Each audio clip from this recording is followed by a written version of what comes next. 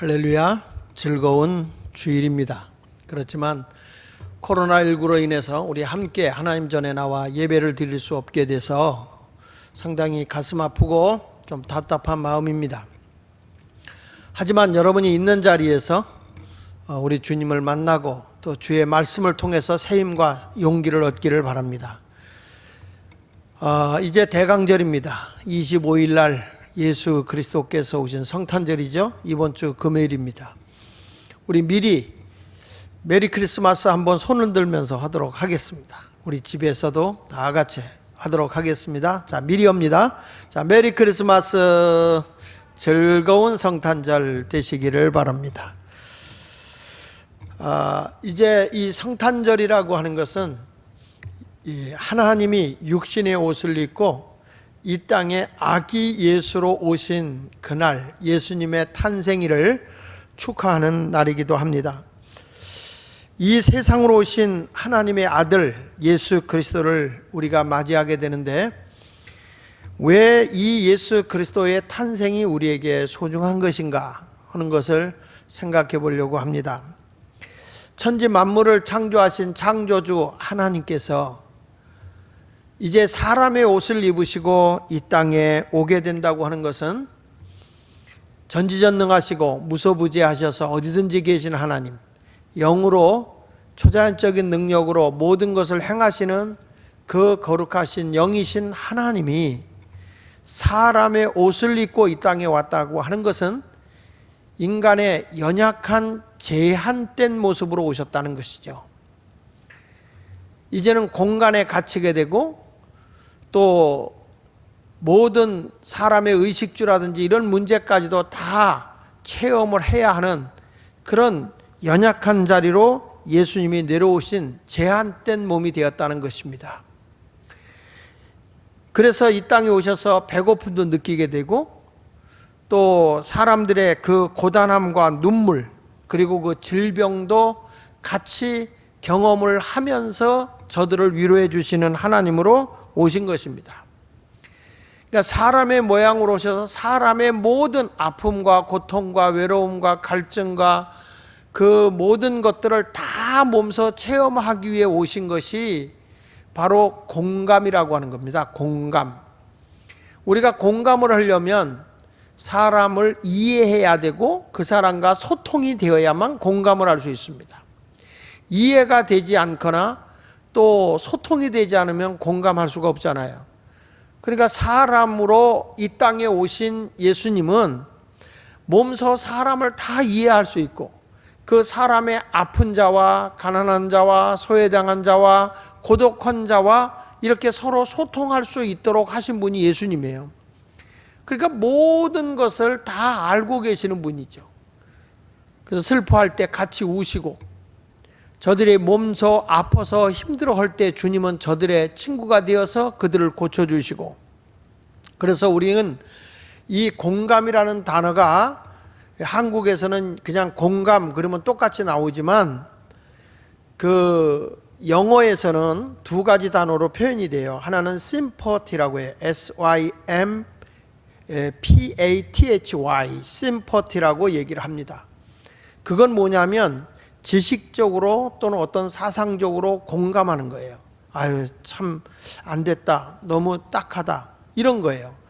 그러니까 누가 힘들어하고 슬퍼하면 아유, 슬프다. 안 됐다. 이 정도예요. 그게 심퍼티예요. 근데 예수님이 우리에게 주시는 공감이라는 말은 EMPATHY, empathy입니다. empathy.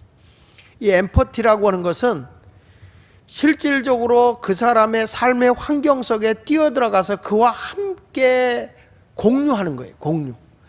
그와 같이 함께 공유하면서 느끼는 공감.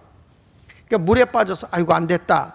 춥겠다. 이런 그 공감을 표시하는 것은 심퍼티고 물속에 뛰어들어가서 그의 생명의 위협을 같이 느끼면서 끄집어내는 것. 이것이 엠퍼티예요. 그래서 우리 교회 위에 보면 공감 그리고 예수 마을교회가 이렇게 나오는데 그 공감이라고 한 데다가 영어로 엠퍼티라고 쓴 거예요. 그것은 뭐냐면 같이 뒹굴르는 거예요. 같이 같이 뒹굴르면서 공감대를 형성하는 것, 이것이 바로 우리 예수마을교회의 정신입니다. 여러분, 오늘 성경에도 예수님께서 이런 말씀합니다. 너희 안에 이 마음을 품으라. 곧 그리스도 예수의 마음이다. 그러니까 예수님과 공감대를 형성하라는 거잖아요. 그러면 너희 안에 이 마음이 어떤 마음이냐면 빌립보서 2장 3절로 5절에 보면 아무 일에든지 다툼이나 허영으로 하지 아니하고 오직 겸손한 마음으로 각각 자기보다 남을 낮게 여기고, 여기 보시면 다툼이나 허영으로 하는 것은 뭐냐면 내 자신이 높아지고 내 자신이 인기를 얻으려고 하는 자기중심적인 이기적인 거예요. 그런데 예수님은 아무 일이든지 다툼으로나 자기를 과시하는 허영으로 하지 않고 오직 겸손한 마음으로 각각 자기보다 남을 낮게 여기는 것. 겸손이 뭐냐? 언제나 나보다 남을 더 낮게 여기는 거잖아요. 그뿐 아니라 4절에 이렇게 말합니다. 각각 자기 일을 돌볼 뿐 아니라 다른 사람의 일을 돌보아 나의 기쁨을 충만하게 하라. 그러니까 결국에는 예수님이 우리에게 주시고자 하는, 바울을 통해서 주시고자 하는 이 마음이 뭐냐 그랬을 때 겸손한 마음이에요. 그리고 자기는 남에게 폐를 두지 않으면서 다른 사람의 일을 돌보아 주면서 기쁨을 누리는 거죠. 그러니까 공감이라고 하는 것은 그 사람의 입장으로 내려가서 함께 공감대를 형성하는 거예요. 자, 예수님은 이 세상에 출생하실 때 대궐에서 출생하지 않았어요. 높은 지에 출생하지 아니하시고 사람도 태어나기 어려운 가장 천하고 가난한 사람들이 그런 곳에서 태어날 수 있는 마국간 말구유에 예수님이 출생하셨어요. 그리고 예수님이 십자가에 못 박혀 돌아가시잖아요. 인간이 가장 극악하고 가장 끔찍하게 죽는 죽음의 자리가 십자가의 형틀이에요. 예수님은 가장 낮은 자리에서 가장 고약한 자리로까지 내려가시면서 인류의 영혼을 구원하기 위해 그런 극악무도한 사람들까지도 구원하기 위해 뛰어들어간 그런 공감을 형성한 분이 예수님이라는 거죠. 적어도 교회가 뭐 하는 곳이냐라고 물어보면 그냥 즐거운 성탄절입니다 정도가 아니고 우리는 그의 삶의 현장 속에 뛰어들어가는 공감, 엠퍼티라고 하는 것에 뛰어들어가야 하는 것입니다. 오늘 저는 이 공감이라고 하는 말씀을 증거하면서 예수님의 마음을 가지고 예수님의 삶을 우리도 본받아서 진정한 공감이 있는 예수마을교회 성도들이 되시기를 축원합니다. 그렇다면 공감을 이루기 위해서 우리는 어떤 삶을 살아야 되느냐? 첫째, 자신을 버리는 희생이 있어야 공감을 한다는 거예요. 챙길 거 다 챙기고 가질 거 다 가지고 그리고 내가 있어야 할 것 다 있고 공감대를 형성할 수는 없는 것입니다. 오늘 성경의 빌립보서 2장 6절로 8절에 예수님이 이렇게 말해요. 그는 근본 하나님이셨다. 본래 본체 하나님은, 우리 예수님은 원래 하나님이다. 근본이 하나님이다. 그런데 그 하나님이 하나님의 보좌에서 창조하시고 인류를 주관하시고 심판하시는 그런 분으로만 계시지 않고 하나님과 동등됨의 위치에서만 머무르지 아니하시고 7절에 보니까 오히려 자기를 비워 그 하나님의 자리를 다 내려놓고, 그 말이에요. 어디로 내려갔냐? 종의 형체, 종의 모습으로 내려왔다는 거예요. 이 당시에 종이라고 하는 것은 노예입니다. 사람들에게 그냥 가구같이 짐승같이 팔려가는 그런 시대입니다. 근데 예수님의 종의 모습을 가지고 사람들과 같이 오신 거예요. 어떤 군림하는 왕으로 오신 분이 아니고 종의 모습으로 가장 낮고 천한 신분으로 이 땅에 예수님이 사람의 모양으로 오셨다는 거예요. 8절에 보니까 사람의 모양으로 나타나사 자기를 낮추시고, 자기를 낮추신 거예요. 어디까지? 말구유까지.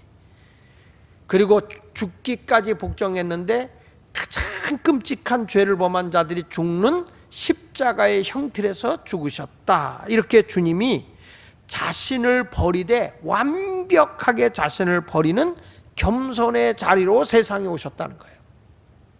그러니 가장 낮은 자리에서 출생하셨고 가장 악한 죄를 범한 자들이 죽는 자리까지 예수님이 모든 걸 내려놓고 있으니 이 세상에서 예수님이 높다고 뽐낼 자리가 한 군데도 없는 거예요. 예수님의 섬김의 자리로 이 세상에 오신 예수님은 이렇게 약한 자부터 어려운 자부터 힘든 자들까지도 함께 공유하는 공감을 위해서 이렇게 내려오신 분이 예수님이시라 이 말이에요. 그러니까 우리는 교회 와서 나 예수 믿어요, 나 예수님 사랑해요 하면서 자기 권리, 자기 이익 다 챙기고 생활하게 되면 그거는 예수님을 따르는 삶이 아니고 누구도 공감할 수 없는 거예요. 교회가 욕을 먹고 목사들이 욕을 먹는 이유는 하나같이 겸손한 자리로 자기를 비울 줄 알아야 되는데 교회를 통해서 자기 욕심이나 자기 욕망을 채우려고 한다면 이것은 주님과 함께하는 공감이 아니라는 거예요. 이 성탄절을 맞이하면서 우리는 어디로 가야 되냐면 가장 낮은 자리에서 봐야 되는 거죠. 지금 내가 이 자리에 있을 때, 이 추위에 떨고 있을 때 지금 다른 사람에 더 춥게 떨고 있는 사람, 내가 몸이 아플 때 병상에서 더 아픔을 느끼고 고통을 당하고 있는 자를 생각할 수 있는 공감, 그래야 우리가 진실한 기도가 나올 수 있습니다. 사람들이 예수님에 대해서 손가락질했어요. 왜냐? 예수님은 높은 자들과 함께 어울리기보다는 약하고 소외당하고 병든 자들과 함께 하셨어요. 사람들이 다 깡그리 무시해버려요. 예수님에 대해서 인정을 하지 않으려고 그래요. 그러나 우리 주님은 저들보다 낮은 자리로 오신 분이세요. 여러분 어렵게 생각하지 마세요. 하나님으로 계실 때는 하나님이세요. 그런데 육의 모습의 아들의 자격 모습으로 왔을 때는 그때는 아버지 하나님의 아들의 자격으로 왔을 땐 아들이신 예수 그리스도예요. 저는 하나예요. 근데 내가 우리 아버지 밑에 가서 아버지의 가르침대로 따를 때는 나는 아버지의 아들의 자격으로 있어요. 근데 내가 자식들을 돌볼 때는 나는 아버지예요. 내가 학교에 가서 아이들을 가르치면 나는 선생이에요. 나는 하나지만, 그런데 우리를 영적으로 일깨워주고 가르쳐주는 그런 하나님으로 오셨을 때 그분을 성령 하나님이라고 하는 거예요. 아들의 자격으로 인류를 구원하고 사람들의 죄인된 모습으로 오셔서 인간을 죄에서, 질병에서, 가난에서 다 이끌어주고 구원해주러 오신 아들의 자격으로 오셨을 때는 예수 그리스도세요. 그리고 천지 창조하시고 인간을 주관하시고 심판하시는 분으로 나타나실 때는 하나님 아버지세요. 그러니까 우리 예수 그리스도는 이 땅에 아들의 자격으로 오셔서 가난한 자들의 친구가 되어 준 거예요. 그리고 악한 자들의 죄까지도 다 감당하신 분이 바로 우리 예수님이다 라는 걸 알고, 예수님은 당신의 욕심과 이기심으로 이 세상을 살지 않았어요. 공감이라고 하는 것은 겸손과 희생으로만 얻어질 수 있는 것입니다. 그러니까 우리 예수님이 하나님이 육신의 옷을 입고 오셨다, 인카네이션 했다, 성육신 했다. 그 성육신, 거룩한 몸으로 변화되어졌다라고 하는 것은 바로 사람의 가장 천한 비천한 사람의 모습으로 제한적 사람으로 오셔서 우리와 항상 공감을 하신 예수님을 받아들여야 된다는 거죠. 그래서 성탄절이 세계에서 다 환영하는 겁니다. 1차 대전 때 독일군과 영국군이 치열하게 전투를 합니다. 이쪽에서 총을 쏘고 막 치열한 전쟁을 합니다. 그런데 크리스마스 이브 날이 됐는데 독일군이 총을 쏘지 않습니다. 깜깜한 밤이었습니다. 막 진흙구덩이에서 빠져 죽은 사람도 많고 총 맞아 죽은 사람도 많았습니다. 이러한 아주 현장에서 갑자기 한 병사가, 독일군의 한 병사가 고요한 밤, 거룩한 밤, 어둠에 잠긴 밤 찬송을 부르기 시작했어요. 조용하게 찬송이 불려지고 있는 그 찬송 소리가 군인들의 가슴을 울렸어요. 하나둘 하나둘 따라 부르기 시작하는데 그 참호에 있던 전 군이 고요한 밤, 거룩한 밤을 찬양하기 시작했어요. 적군으로 있던 영국군이 그 소리를 들으면서 자기들도 찬양을 부르기 시작했어요. 함께 고요한 밤, 거룩한 밤을 부르기 시작했어요. 총을 쓰고 적이었던 사람들이 갑자기 독일군에서 한 병사가 촛불을 켜기 시작했어요. 너도 나도 촛불을 켰습니다. 영국군이 촛불을 켰습니다. 저들은 적인데 같이 나와서 서로 부둥켜 안고 찬양을 부르기 시작했어요. 고요한 밤, 거룩한 밤, 어둠에 잠긴 밤, 아기 예수 오신 찬양을 했어요. 여러분, 예수님은 전쟁터에도 평화를 줬어요. 예수님이 이 세상에 오실 때 하나님께는 영광, 땅에는 평화입니다.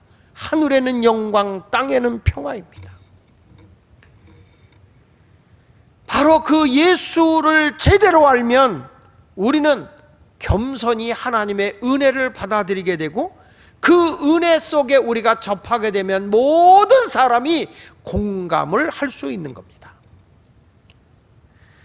예수님께서 한 율법교사가 와서 무엇이 사랑이냐 할 때 하나님을 사랑하고 무엇이 가장 큰 계명이냐고 물었을 때 하나님을 사랑하고 이웃을 사랑하라고 했습니다. 그러니까 이때 율법교사가 말합니다. 이웃이 누구냐고 질문을 합니다. 도대체 내가 이웃을 내 몸같이 사랑해야 되겠는데 그 이웃이 누굽니까? 라고 질문을 해요.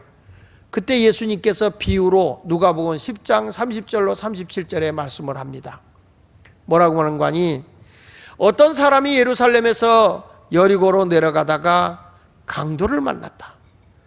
그래서 있는 거 다 뺏기고 이제 건강도 잃어버리고 생명의 위협을 느끼게 되었다. 그런데 마침 그때에 하나님의 성전에서 예배를 집례하는 제사장이 지나가다가 그 강도를 보고 아이고 안 됐네, 강도 만났네, 저러면 곧 죽겠네. 자, 이거는 뭐냐면 스스로 자기가 느끼는 공감이에요. 강도 만났네, 아프겠네, 피를 많이 흘리네, 저러다 곧 죽겠네. 거기까지 공감했어요. 이건 심퍼티예요. 근데 이 사람은 자기도 강도를 만날까 두려워서 그 강도를 피해서 멀리 돌아서 가버렸다고 했습니다.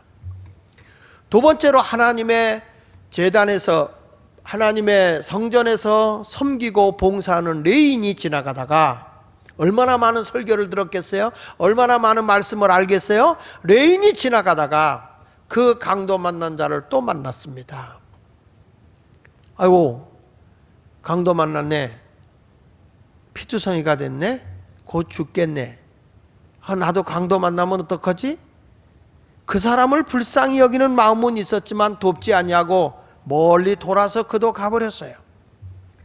그런데 사마리아 사람이 장사를 하기 위해서 나귀에다 여러 가지 짐을 싣고 지나가다가 강도 만난 자를 봤습니다. 아이고, 저거 강도 만났네, 다 뺏겼네, 저러다 죽겠네. 그리고 나서 이 사람이 심퍼티를 한 다음에 저대로 놔두면 죽어. 그리고 그 강도에게 다가갔습니다. 강도에게 다가가서 포도주를 취해서 소독을 해줍니다. 막 붓고 피난 데를 싸매어지고 옷을 찢어서 붕대로 칭칭 감아주면서 이대로 놔두면 큰일 나겠어.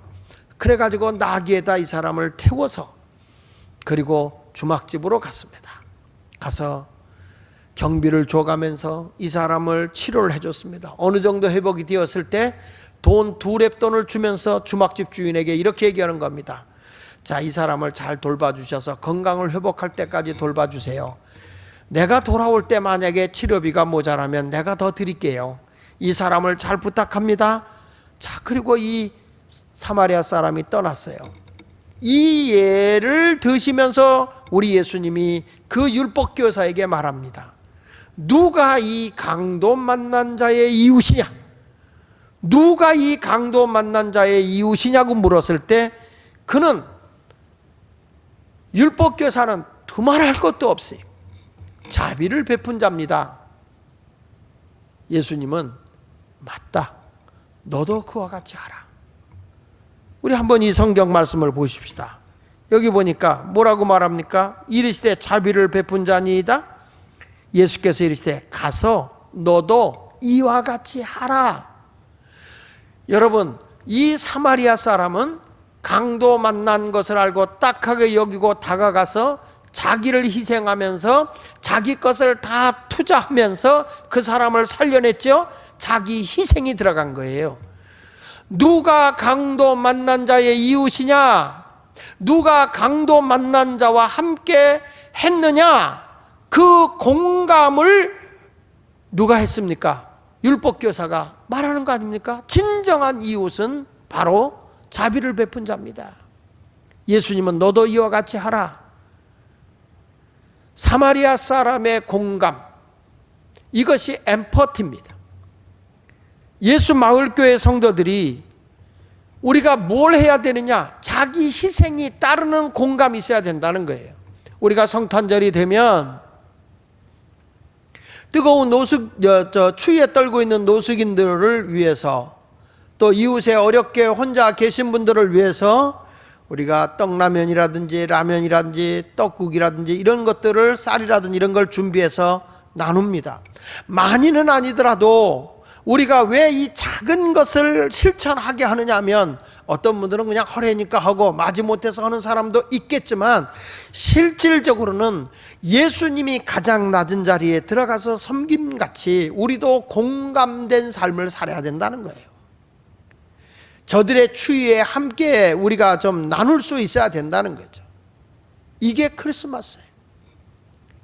크리스마스 트리가 화려하게 이렇게 진열되어 있다고 해서 되는 것이 아닙니다. 우리는 지금 하나님의 성전에 나와서 예배를 드릴 수 없어요.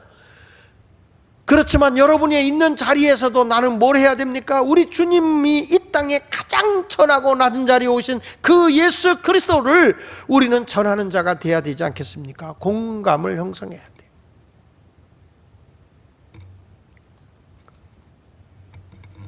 조그만 교회들이 지금 어려움을 많이 당하고 있습니다.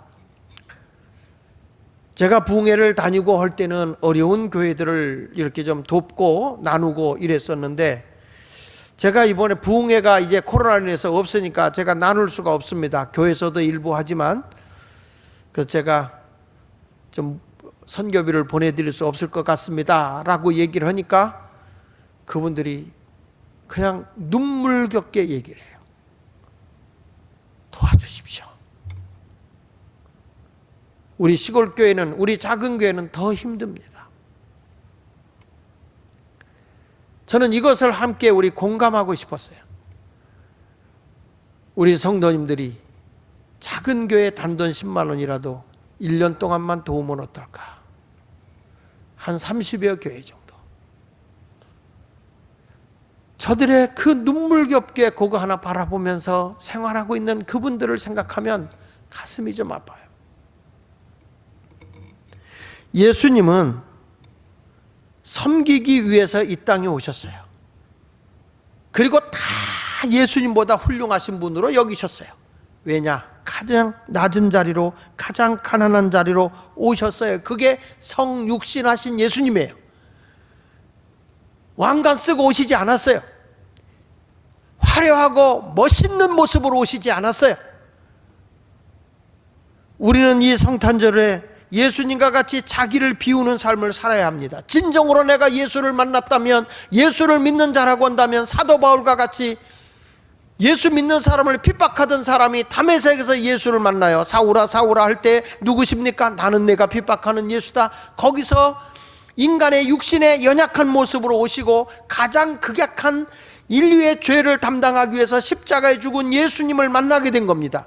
만나고 나자마자 바울은 자기가 가말리알 문화에서 공부했고 바리새인 중에 바리새인이고 그는 로마의 시민권을 가지고 있는 위대하고 높은 자리에 있는 사람이었지만 그 진정되게 인카네이션 하신 성육신, 육신의 옷을 입고 이 땅에 자기를 비우고 낮은 자리로 오신 예수님의 심정을 이해한 바울은 자기도 성육신을 한 겁니다. 이방인들에게 복음을 전하러 나간 겁니다. 화려한 자리 집어 던져버리고 연약하고 가난하고 힘든 자리 가서 복음을 전하다 매맞고 생명의 위협을 느끼면서도 끊임없이 자비량 선교를 해 나가면서 복음을 위해 생명을 바쳤던 것이죠. 그는 외칩니다. 나는 나를 위해 살지 않아. 살아도 예수를 위해 살고 죽어도 예수를 위해 죽을 거야. 여러분, 이것이 진정한 공감입니다. 희생이 없는 신앙생활, 희생이 없는 찬양, 희생이 없는 봉사, 자기 인기를 위해서 하는 것에 불과할 뿐이에요. 자기를 비우는 것이 아니에요. 이건 공감이 아닌 겁니다. 사람이 왜 다툽니까? 사람이 왜 시기합니까? 그 이유는 다 자기중심적이기 때문에 그래요. 저는 시골에서 자라봐서 아는데 탱자나무가 있습니다. 탱자나무. 탱자가 익으면 향이 대단히 좋아요. 근데 탱자나무는 상당히 가시가 억셉니다. 그래서 탱자나무는 가시 그 나무에 가까이 가면 내가 찔리기 때문에 큰 장대 같은 걸로 때려서 탱자를 떨어뜨리는지 아니면 이렇게 이 시읒자로 거꾸로 해가지고 거기다 나뭇가지를 끼워가지고 이렇게 돌려서 부러뜨려가지고 탱자를 따요. 그리고 손에 들고 다니든지 주머니에 넣고 다니든지 집에다 놓으면 그 탱자의 향이 대단히 아주 좋지요. 그러나 여러분, 그렇게 탱자의 향은 좋지만 탱자나무는 가시가 많아서 사람이 가까이를 못해요. 장미꽃 아름다워요. 좋아요. 향기도 좋아요. 그러나 장미를 줄기채 끌어안기가 어려워요. 왜 그렇죠? 가시가 있어서 그래요. 가시가 있는 것은 내가 안기에 너무 힘이 든 거예요. 찔레도 마찬가지예요. 그런데 이런 가시가 있는 나무들 치고 크게 기둥으로 쓰이는 나무는 없어요. 아카시아 나무도 큰 나무는 있을 수 있어요. 그러나 그 나무는 기둥으로 쓰여지질 못해요. 가시가 있는 나무는 그렇습니다. 내가 가시가 있어 남에게 상처를 주고 남을 찌르는 사람은 절대 하나님 나라의 큰 일꾼이 못 된다는 거예요. 예수님과 같이 우리는 자기를 희생하고 자기를 헌신하면서 함께 공감대의 형성이 되기까지 낮아져야 된다고 하는 것을 우리에게 일러주시는 겁니다. 예수님이 이 땅에 자기를 비워 종의 형체를 가지고 오셨다는 것은 철저한 자기 희생입니다. 인간의 울타리 안에 갇혀있는 굉장히 불편한 자리로 오신 것입니다. 우리는 이 내용을 알고 우리도 자기 희생 있는 공감하는 성도들이 되어지기를 축복합니다. 두 번째 가서는 하나님께 영광을 돌리는 공감이 되어야 합니다. 그 사람은 그렇게 대단할 때 그게 아니고 하나님께 영광이 되는 삶을 살아야 돼요. 내가 한 게 아니야. 하나님께서 하신 거야. 하나님께 영광을 돌리는 거예요. 그런 공감이 되어야 교만해질 수가 없어요. 어떤 사람들은 성공해요. 목회도 성공을 해요. 근데 나중에 가서 보면 다 자기 명예와 권세를 위해 성공하는 거예요. 하나님이 하셨습니다. 하나님이 이루셨습니다. 하나님께 영광입니다. 이 내용이 없어요. 근데 예수님은 이 땅에 오셨을 때도 내가 이 땅에 내 뜻을 행하려 온 것이 아니라 아버지 뜻을 행하려 오셨다고 했어요. 일하는 것도 아버지가 일하기 때문에 나도 일한다고 하셨어요. 십자가를 앞에 두고도 할 수만 있으면 이것을 내게 옮겨주기를 원합니다. 그러나 내 뜻대로 하지 마시고 아버지 뜻대로 되기를 원합니다. 하나님이 원하는 대로 되기를 원했던 거예요. 나는 아들의 자격으로 왔을 뿐 하나님의 계획 속에 나는 움직여지기를 원한다는 거예요. 결국에 예수님은 가장 천한 자리에서 약한 자들과 함께 뒹굴면서 그러면서 악한 자들이 죽어야 할 그 자리까지 가셔서 강도들을 구원해 줬어요. 내가 오늘 나와 함께 낙원에 있으리라. 그 악한 자들까지도 우리 주님은 구원해 주셨습니다. 그러나 여러분, 그렇다고 해서 예수님이 천한 자리로 있는 분입니까? 그렇게 깡그리 무시당하는 분으로 계십니까? 아닙니다. 하나님의 영광을 위해 살면 하나님이 영화롭게 하는 것입니다. 여기 보십시오. 빌립보서 2장 9절에 보니까 이렇게 말합니다. 이러므로 하나님이 그를 지극히 높였다. 이 땅에서 천한 자리를 얻지만 하나님이 그를 지극히 높여 모든 이름 위에 뛰어난 이름을 주사 천하 인간의 예수 이름 외에는 구원받을 만한 이름을 주신 적이 없어요. 그리고 뭐라고 그랬어요? 하늘에 있는 자들과 땅에 있는 자들과 땅 아래에 있는 자들로 모든 무릎을 예수 이름에 꿇게 하셨다. 예수가 아니면 천국 갈 수가 없어요. 구원받을 길이 없어요. 그러니까 모든 이름, 모든 것이 예수 이름 앞에 무릎을 꿇게 했고 11절에 모든 입으로 예수 그리스도를 주로 시인하여 하나님 아버지께 영광을 돌리게 하셨느니라. 성도 여러분, 겸손한 삶으로 공감을 이루는 삶은 자기 희생을 통해서 겸손과 희생을 통해서만이 가능하다고 그랬어요. 그러면 사람들이 볼 때 지금은 별로 인정하지 않아요. 별로 높이지 않아요. 그러나 주님의 영광을 위해서 내가 겸손히 낮아지면 누가 나를 높이느냐? 예수님을 높이신 하나님이 우리 자신도 높여준다 그 말이에요. 사랑의 본을 보이셔 죽기까지 하신 것처럼 바울도 예수님을 만나자 이제는 자기를 위해 살지 않았어요. 오직 예수만 위해 살았어요. 로마서 14장 8절에 바울이 이런 말합니다. 우리가 살아도 주를 위해 살고 예수를 위해 살고 죽어도 예수를 위해 죽나니 그러므로 사나 죽으나 우리가 주의 것입니다. 뭐 내가 멸시를 당하고 조롱을 당하고 예수 믿는 것 때문에 감옥에 갇히고 많은 상상할 수 없는 그런 고통이 오지만 다 바울 보고 미쳤다고 그랬어요. 야, 너 과거에 괜찮았잖아. 잘 살았잖아. 어떻게 예수 믿다가 그 지경이 됐어? 아유, 너무 안 됐네. 요즘에도 그래요. 의사하다가 목사 된 사람 보면 망했네 그래요. 그런데 막 노점 장사하다가 막 뒹굴러 먹다가 신학교 와서 목사하면 출세했네 그래요. 여러분, 목사라는 길은 자기 영광을 위해 살아가는 길이 아닙니다. 오직 하나님께 영광이 되는 삶을 살면 됩니다.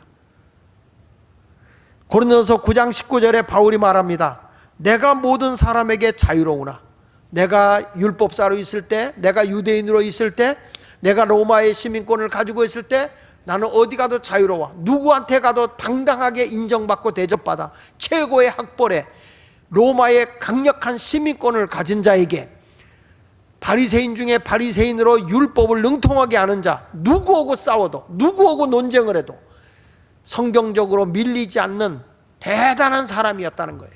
그래서 자기는 자유로웠다.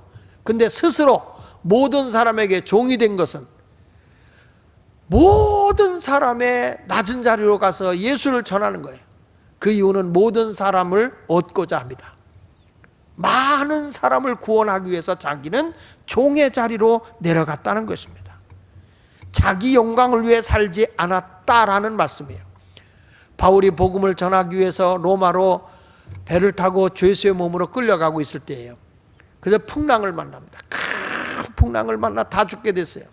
보름 동안이나 그 유라굴로라는 광풍에서 다 죽게 돼서 사람들은 기진맥진하고 이제 살 소망이 다 끊어졌다 그랬어요.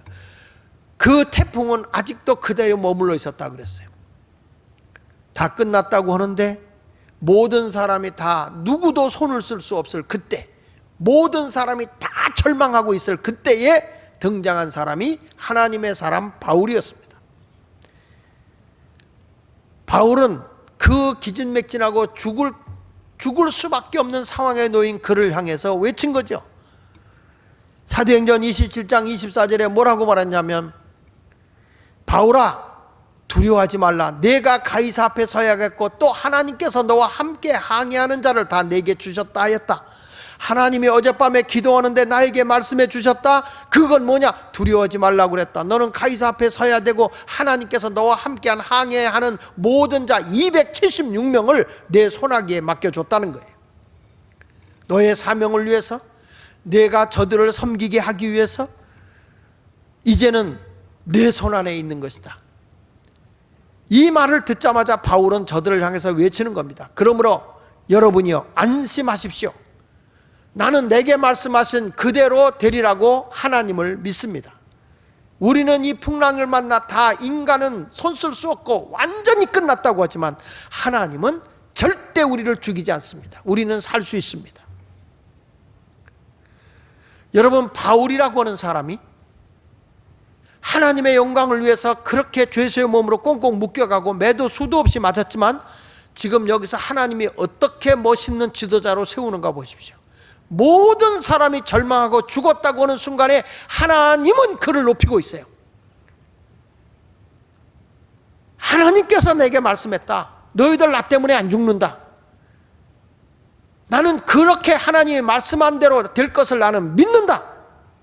모든 사람이, 로마의 군인들 백부장부터 시작해서 그들을 지켜내는 죄수들을 붙잡아가고 있는 그 로마의 군인들까지도 다 바울의 말을 따랐습니다.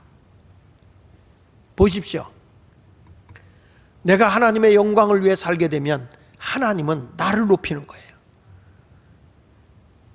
예수님이 제자들 앞에서 마지막으로 유언과 같은 말씀을 한 것이 있죠. 요한복음 14장입니다. 예수님이 이런 말씀하죠. 아버지, 내가 아버지를 영화롭게 했으니 아버지 나를 영화롭게 해주시고, 사랑하는 제자들이 나를 영화롭게 했으니 저들을 영화롭게 해주십시오. 이게 예수님의 기도예요.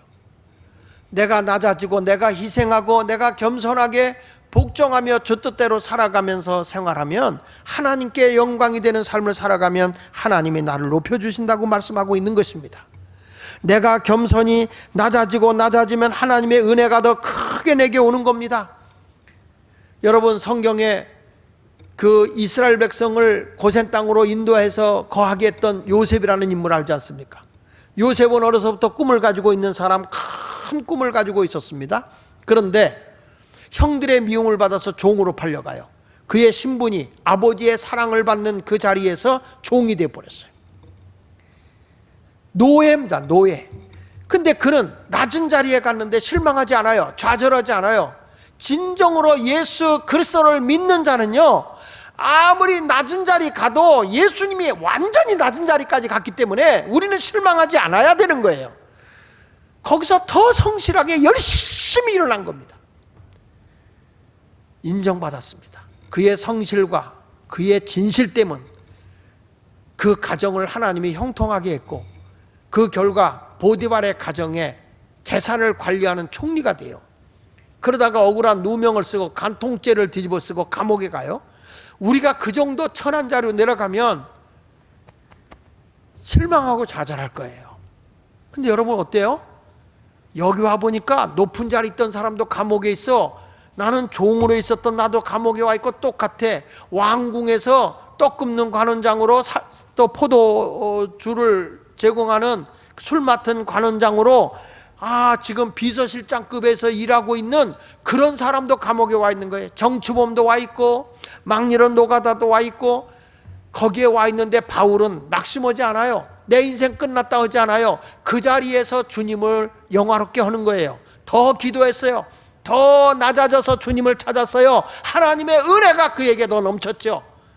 그래서 술 맡은 관원장의 꿈을 해몽해 주게 되고, 그 꿈을 해석해 준 결과가 바로왕의 꿈을 해석해 줄 계기가 돼서 바로왕의 꿈을 해석해 주는 순간에 그의 마음에 감동을 주신 하나님이 애굽의 총리로 높여줬다는 거예요. 우리가 많은 힘든 자리에 올 때 있어요. 너무너무 어렵고 고달픈 자리까지 올 수 있어요. 저는 1년 동안 학교 문제로 너무너무 시달려가면서, 근데 여러분, 나는 오늘 말씀을 들으면서 깨닫는 것이 뭐냐면, 이렇게 낮아지고 더 낮아져도 주님보다 억울한 일이 있었겠냐 이 말이야. 예수님보다 더 억울한 일이 있어서 십자가에 죽었겠냐 이 말이에요. 모든 사람들이 오해를 하고 비난하고 삿대질을 해도 예수님은 저들의 죄를 용서해 주세요. 그 자리까지 내려가는 거예요. 이게 진정한 그리스도인의 모습입니다. 그 요셉이라는 사람이 애굽의 총리가 되고 나서 그는 흉년을 대비해서 모든 걸 준비해. 욕을 많이 먹더라도 그들의 미래를 준비하고 있어요. 그는 언제나 하나님께 영광이 되는 삶을 살았어요. 나중에 가족들도 부양하게 됩니다. 형님들이 요셉을 해하려고 했던 것이 발각돼서 이제 우리가 죽은 거 아닌가 두려워 떨었어요.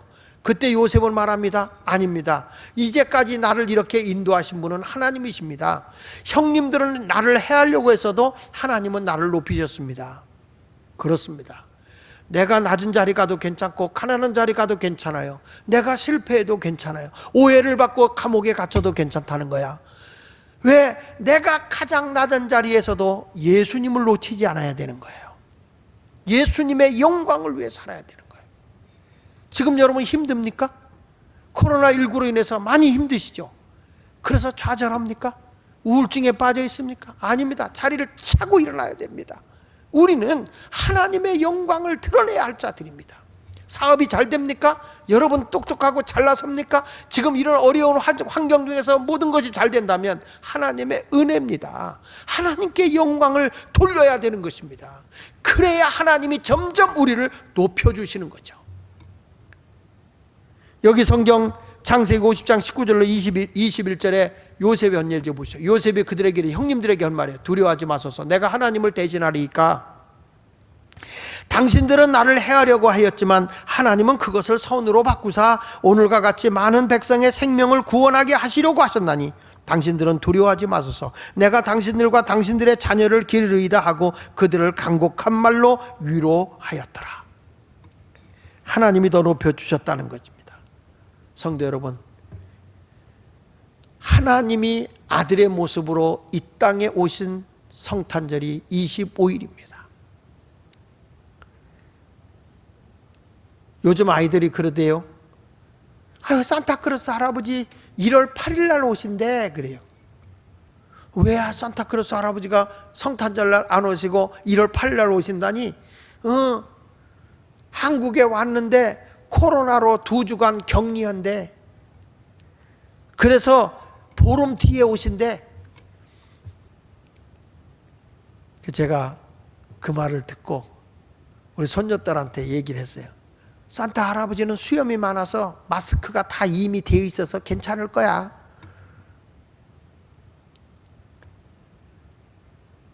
아이들이 기다리고 있는 것은 하나님께 영광일까? 육신의 모습으로 이 땅에 오셔서 정말 남을 섬기고 사랑하는 그 모습으로 가야 될 텐데 그것이 아니라 섬김을 받으려고 하는 것. 오늘 말씀 결론을 냅니다. 성도 여러분, 우리는 공감이라는 단어를 잘 들어야 됩니다. 그래서 내년도에는 우리 교회가 성령의 메인 거룩한 교회 더 세상 속으로, 성령의 메인 거룩한 교회가 이제는 더 세상을 섬기기 위해서 낮은 자리로 가서 우리가 나눠야 되겠다. 이런 아름다운 모습이 하나님께는 영광이 되고 이 땅에는 평화가 이루어지는 그런 거룩한 성육신화된 삶을 살아가는 작은 예수들이 예수 마을교회 성도들이 되시기를 주 예수 이름으로 축원합니다. 기도하겠습니다.